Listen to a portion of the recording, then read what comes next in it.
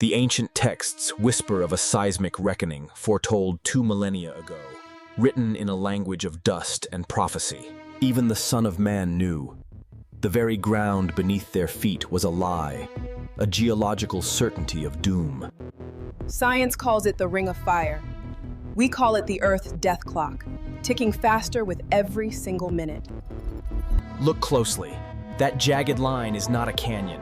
It's the planet's scar, proof of the relentless pressure building below. The P wave comes first, a subtle, chilling warning, a fraction of a second when the air itself seems to freeze. The first great sign, a mighty city swallowed whole.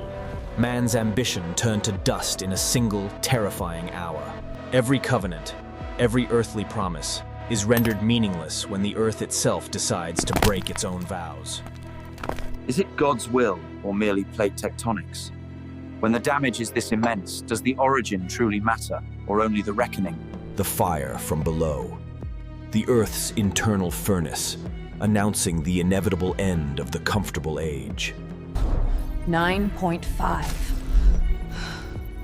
The number is... The black wave. Not a force of nature, but a liquid mountain, moving at the speed of a jet plane, destined to wash the world clean. In the chaos, the instinct remains. To protect the flame. A singular light in the ruins of Port-au-Prince. First the shaking, then the drought. The prophecy of famine follows the tremor, a cruel second wave of death. Total urban decimation. 1,000 years of progress reduced to a single, silent, dusty grave. The crush zone. No steel, no concrete, no man-made defense can withstand the tectonic squeeze. The modern voice is silenced. Deep below the surface, the collision of continents continues. The deep sea holds the dark secrets of creation and destruction. The sea rejected our offerings. Our trade, our commerce, our industry, all piled up, broken. Less. A single piece of glass, reflecting light. It is often the smallest things that anchor us to hope. A tiny... When all else fails, the spirit remains. A broken altar is still a place of sanctuary. Liquefaction. The solid earth turns to liquid fear. There is nowhere left to run, nowhere left to stand. Our ambition mocked. The connection severed. The world is suddenly smaller and utterly isolated. The sleeping giants are waking up. A synchronized warning across the equatorial belt, exhaling the toxins of the deep earth. I heard the earth scream. Not a rumble, but a long, tearing sound, like metal ripping itself apart. The low, desperate hum of the emergency light. A tiny, fragile beacon against an overwhelming darkness. This is the ultimate tremor. A global cataclysm where the sky itself bleeds ash and the sun is extinguished. The math failed. The predictions were wrong. In the face of prophecy, our equations break down. No idol, no material wealth can withstand the pressure. The golden age ends in a crushing silence. The dense cities are traps. Concrete and glass become the instrument of their own destruction. The slow quake. Not a sudden jolt, but a creeping geological hunger that consumes the coastline. The friction is eternal, a dance of unimaginable power, generating the heat that will eventually tear us apart. Preparedness is the only prayer left. Every calorie, every map, an act of faith in survival. They listen to the ground. Their bodies, their ancestors, know the warning before the science does. History submerged. The past is washed away, leaving only the reflection of a former glory. Grief finds a way.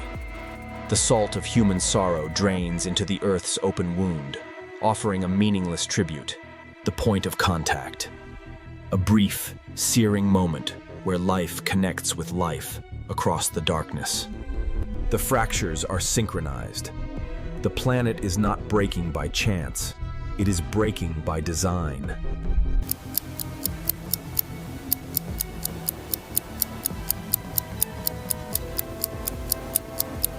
The earth is splitting.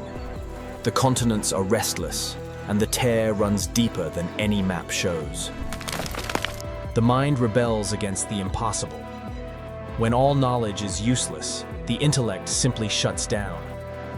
The final message from the machine, a cold, meaningless string of errors, the epitaph of our digital age. Floating. In the collapse of society, kinship is the only currency. Two strangers, bound by terror. The fragile infrastructure fails. Our great power sources turned against us, releasing steam and silent fury. The flight underground, seeking shelter in the Earth's arteries, only to find the blood is rising. Staring into the face of the destroyer, she sees not a force of nature, but a deliberate, crushing intelligence. The fall of the icons, the symbols of our liberty and progress lie broken, testament to the fragility of man's grand ideals. Dignity in the ruins, a final, futile act of maintaining the old order, even as it crumbles. The silent fields, where the living give the dead their final, anonymous retreat. A collective grief too large for any single monument. He knew the pattern. The prophecy was not a threat. It was a map, a geological chart of inevitability. The final combustion. Our dependence in fuel returns to us as a raging fire, consuming the resources we fought so hard to control. Down into the darkness. The rescue efforts are a pilgrimage into the heart of the wreckage. The final lifeline. When all else is shattered, hope is a single, frayed thread held. The new ice age of ash. A world redefined by silence and a colorless landscape, waiting for the sun to break through. The memory of warmth.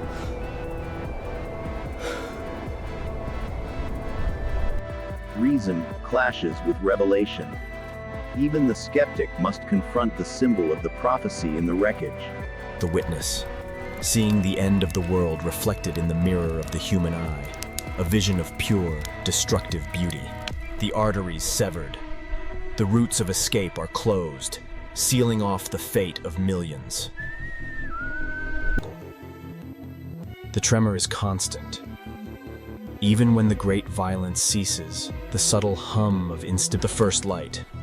A single life saved, a victory against the overwhelming odds, a tiny candle in the apocalypse, the sanctuary.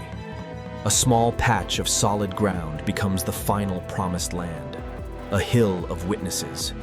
A voice crying in the wilderness of the modern city. The warning is there, but no one stops to listen. The refusal to break. A small, desperate gesture to restore order in a world that has lost all its straight lines. The grand split. The earth opens its maw, proving that even the strongest metal and the fastest speed cannot outrun geological fate. No more fear, only the instinct to save. The human spirit, distilled into grit and focus, the final piece. For those who read the signs, there is no fear, only the quiet satisfaction of a prophecy fulfilled.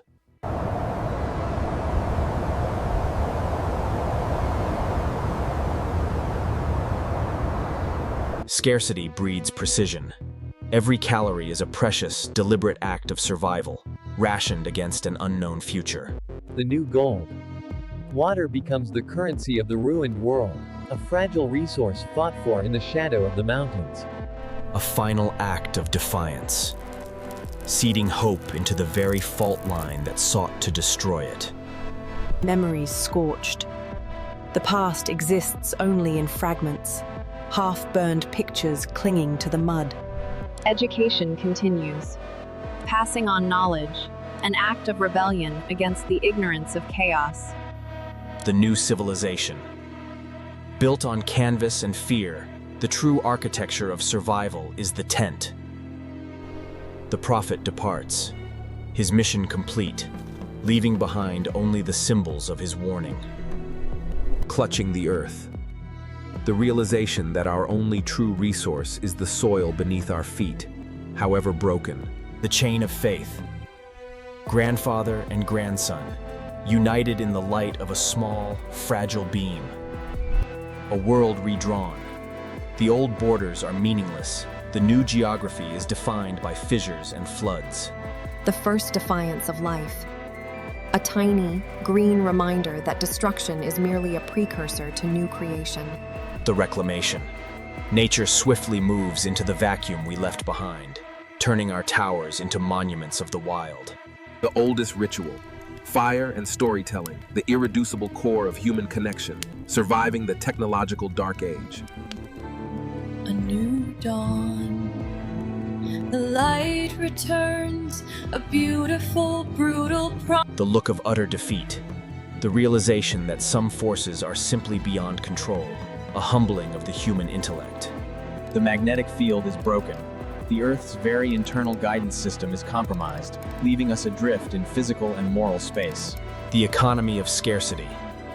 Trust is the final commodity, traded reluctantly for the bare necessities. Clutching the lifeline. A covenant of flesh and blood against the certainty of the grave. A final act of human defiance. A tale of the miraculous. Was it a hallucination, or was the prophecy accompanied by a shield of grace? The long walk. Migration becomes the new reality, seeking a land yet unbroken by the Earth's wrath. The fight resumes, not against the prophecy, but for the future, armed with the terrible knowledge of the past. The artifact's power. A piece of the past, now a compass for the future, guiding the way through the remnants. The wound heals. The Earth, in its terrifying way, restores its own balance, turning respect for the destroyer. The scientist accepts the Earth as a living entity, its power both scientific and sublime. The collective spirit. When humanity has nothing left, it finds strength in its oldest instinct, to build, to endure, the innocent eye. The next generation internalizes the trauma, but also imagines a world beyond the ash and fire. Resilience. Life finds a way, a slow, unstoppable force that mocks the finality of the disaster. The final truce. Science and faith share the same fire, accepting the limits of their respective knowledge. Connecting the dots. The prophecy is a map, not of the future, but of geological inevitability. The quiet giant. A reminder of the power below, now a silent, beautiful sentinel watching over the rebuilding. The Earth's own healing. The planet is scarred, but it is already beginning the long. The inheritors. They are children of the ash, but their laughter is the truest proof that life persists, defiant and joyful. And then, silence.